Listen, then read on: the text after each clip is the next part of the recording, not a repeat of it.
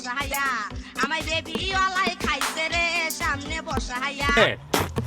আমি অবাক যে হ্যাঁ একটা অন্য ধর্মের মেয়ে হয়ে আমাদের ধর্মকে এত সম্মান দিচ্ছে, এত ভালোবাসা। কই দেখি তো কিভাবে সম্মান জানাচ্ছে।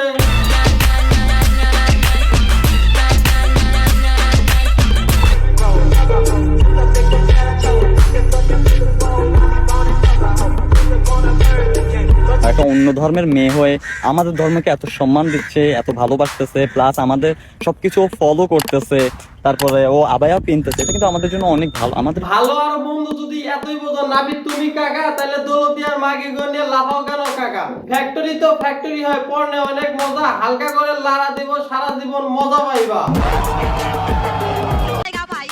সামনে বসাইয়া আমায় বেবি ওয়ালাই খাইছে রে সামনে বসাইয়া। আমাদের এইসব কেন দেখতে হচ্ছে সেটা কি জানেন? জানি না। দুইটা কারণ। প্রথমে হচ্ছে প্রত্যয়ন হিরো, যে কিনা বাংলাদেশে করোনা ভাইরাসের হাত থেকে রক্ষা পাওয়ার জন্য বাংলার জমিনে এই ধরনের ভাইরাস ছড়িয়ে ফেলাইছে। তবে এই ধরনের ভাইরাস বাংলাদেশ থেকে কিছু না করতে পারলেও দুবাই গিয়ে বাল ফালাচ্ছে।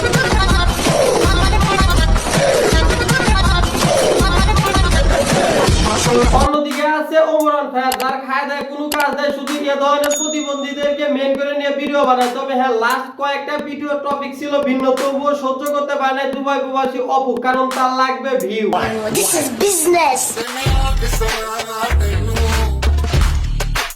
আচ্ছা অপু, তোর একটা ভিডিওতে কতগুলো ভিউ হলো? ওমরের পাউচাটা বাদ দিবি। এই ভিডিওতে 5 মিলিয়ন ভিউ। কয় কি আবুল তাবুল গালাগালি পারেন না, আমাদের মতো অডিয়েন্সটা ওর ওই ভিডিওতে আবুল তাবুল কমেন্ট করে, আর আবুল তাবুল কমেন্ট করার জন্য ওর ভিডিওতে পায় অনেক রিচ, আর রিচ পাওয়ার জন্য ও গেইন করে নেয় 5 মিলিয়ন ভিউ। আমি গর্বিত। কেন রে ভাই, তুই এত গর্ববতী কেন? কারণ আমি চিকন। আচ্ছা আচ্ছা, তারপরে? আর চিকন ছেলে মেয়ে মানেই আগুন।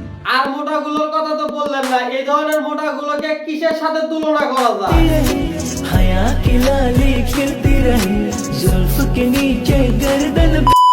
আমাদের সবকিছু ফলো করতেছে। আসলে কই দেখি তো। এর কাছে তো নেপালের মাউন্ট এভারেস্টও তো ফেল খাইবে। এ তো ফেল।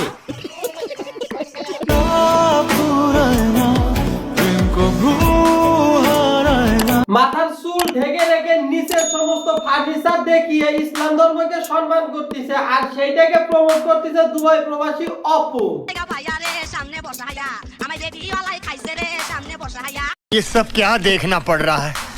अच्छा है मैं अंधा हूँ। আপনারা এই ধরনের প্রতিবন্ধী ভিডিও থেকে কোনো ধরনের লজিক পাবেন না, কারণ দিন শেষে ওই একজন নাপিত, দিন শেষে ওই একজন প্রতিবন্ধী, দিন শেষে ওই একজন ব্যবসায়ের দালাল।